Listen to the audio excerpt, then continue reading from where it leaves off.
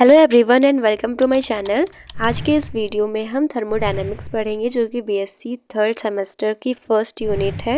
So let's start without wasting your time.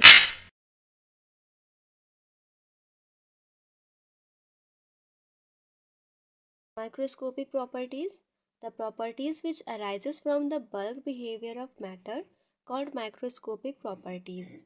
वो properties जो कि मैटर के बल्क बिहेवियर से उत्पन्न होती हैं, अराइज होती हैं, उनको माइक्रोस्कोपिक प्रॉपर्टीज़ बोलते हैं। मतलब जब कई सारे मैटर्स एक साथ होते हैं तो उनमें कुछ प्रॉपर्टीज़ अराइज होती हैं, उन्हीं को हम उन प्रॉपर्टीज़ को ही हम माइक्रोस्कोपिक प्रॉपर्टीज़ कहते हैं।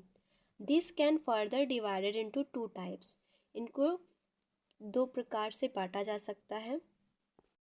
फर्स्ट है एक्सटेंसिव एंड सेकंड है इंटेंसिव। एक्सटेंसिव प्रॉपर्टीज़ क्या होती हैं? The properties which depends on quantity of matter in the system are called extensive properties. वो प्रॉपर्टीज़ जो मैटर के क्वांटिटी पे डिपेंड करती हैं कि किसी भी सिस्टम में कितना मैटर है, उन प्रॉपर्टीज़ को हम एक्सटेंसिव प्रॉपर्टीज़ बोलते हैं। जैसे कि mass, volume, heat capacity, entropy, enthalpy और फ्री एनर्जी। तो ये जो प्रॉपर्टीज़ हैं इनको हम एक्सटेंसिव प्रॉपर्टीज़ बोलेंगे, क्योंकि ये जो प्रॉपर्टीज़ हैं वो मैटर के क्वांटिटी पे डिपेंड करती हैं कि किसी भी सिस्टम में कितना मैटर है। प्रॉपर्टीज़ क्या होती हैं?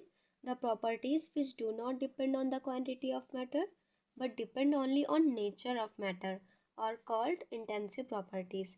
वो प्रॉपर्टीज़ जो मैटर के क्वांटिटी पे डिपेंड नहीं करती हैं, सिर्फ मैटर के नेचर पे डिपेंड करती हैं, उनको हम इंटेंसिव प्रॉपर्टीज़ बोलते हैं। मतलब किसी भी सिस्टम में कितना मैटर है, ये प्रॉपर्टीज़ उन पे डिपेंड नहीं करती हैं, सिर्फ उन मैटर का बिहेवियर, उनका नेचर कैसा है, इस पे डिपेंड करती हैं। उनको बोलते हैं इंटेंसिव प्रॉपर्टीज़। जैसे कि temperature, pressure, boiling point, melting point, surface tension, viscosity, density, ये सब जो है वो इंटेंसिव प्रॉपर्टीज़ हैं। फॉर एग्ज़ाम्पल ये मान लेते हैं कोई सिस्टम था NPVT, तो इसको हमने टू पार्ट्स में डिवाइड कर दिया, तो n जो है वो n/2 हो गया। अब हम जो टू पार्ट्स में हमने डिवाइड किया उसमें हम एक को ऑब्जर्व करेंगे, तो जो n था वो n/2 हो गया। वॉल्यूम भी हाफ हो गया है, लेकिन जो टेम्परेचर और प्रेशर है वो दोनों सेम है, तो n और v जो है वो हो गया एक्सटेंसिव प्रॉपर्टीज़, और p और t जो हो गया वो इंटेंसिव प्रॉपर्टीज़ हो गया। अब स्टेट ऑफ सिस्टम क्या होता है? The physical state of a system in term of its measurable properties such as N, P, T, V, etc. is known as state of a system। किसी भी system की physical state को अगर हम P, T, V, N के form में represent करते हैं तो उसको हम बोलेंगे स्टेट ऑफ अ सिस्टम, और NPTV को बोलेंगे state variable, and the measurable properties are known as state variables. मतलब सिंपल है कि अगर हम किसी सिस्टम की इस फिज़िकल स्टेट को NPTV के फॉर्म में लिखते हैं या रिप्रेजेंट करते हैं तो हम उसको बोलेंगे स्टेट ऑफ अ सिस्टम, और जो NPTV होंगे इनको हम स्टेट वेरिएबल्स बोलेंगे। अब चेंज ऑफ स्टेट क्या होता है? To change the state of a system, its one or more state variable have to be changed। किसी भी स्टेट को अगर हम चेंज कर रहे हैं तो उसके एक या एक से ज़्यादा वेरिएबल्स को हमें चेंज करना पड़ेगा। So the change of one state to another is called change of state. इसी चेंज को, एक स्टेट से दूसरे स्टेट पे चेंज होना किसी भी सिस्टम का, उसको हम बोलेंगे चेंज ऑफ स्टेट। मतलब ये कोई सिस्टम था जिसमें प्रेशर P1, V1 और T1, टेम्परेचर T1 था।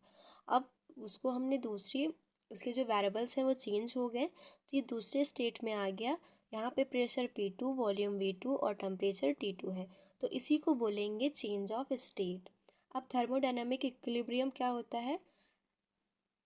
System is said to be in thermodynamic equilibrium when its state variables have constant value। किसी भी सिस्टम को हम थर्मोडायनामिक इक्विलिब्रियम तब बोलेंगे जब उसके जो स्टेट वेरिएबल्स होंगे वो कांस्टेंट होंगे, स्टेट वेरिएबल्स की जो वैल्यू होगी वो कांस्टेंट होगी। स्टेट वेरिएबल्स क्या होते हैं? अभी हमने पढ़ा था PVT, इन सबको हम स्टेट वेरिएबल्स बोलते हैं। अगर हम कोई टर्म हमारे सामने आ रहा है थर्मल इक्विलिब्रियम, इसका मतलब होगा वहाँ पे टेम्परेचर जो है वो कांस्टेंट है। अगर मैकेनिकल इक्विलिब्रियम आ रहा है, इसका मतलब है वहाँ प्रेशर कांस्टेंट है। और केमिकल इक्विलिब्रियम आ रहा है तो इसका मतलब होता है, मान लेते हैं कि ये एक रिएक्शन है, ए से बी में कन्वर्ट हो रहा है, तो ए बी जो होगा वो कांस्टेंट होगा। अगर ऐसी कंडीशन होगी तो हम बोलेंगे कि वो केमिकल इक्विलिब्रियम है। अब स्टेट फंक्शन क्या होता है?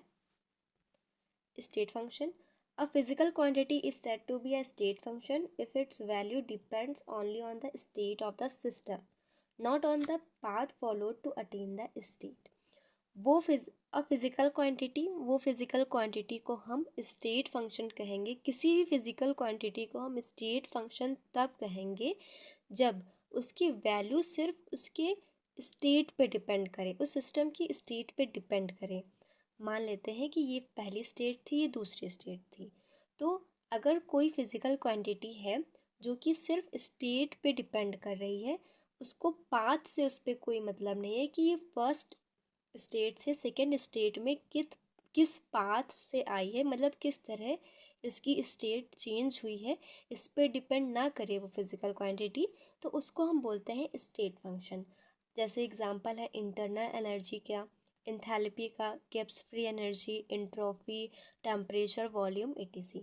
तो ये सब जो है वो स्टेट फंक्शन के एग्जांपल हैं। तो स्टेट फंक्शन क्या है? कोई भी फिजिकल क्वांटिटी को हम स्टेट फंक्शन तब बोलेंगे जब उसकी वैल्यू सिर्फ सिस्टम के स्टेट पे डिपेंड करे, ना कि उसके पाथ को पर डिपेंड करे कि एक स्टेट से वो दूसरे स्टेट में कैसे चेंज हुई है, उस पर डिपेंड ना करे, उसको हम बोलेंगे स्टेट फंक्शन।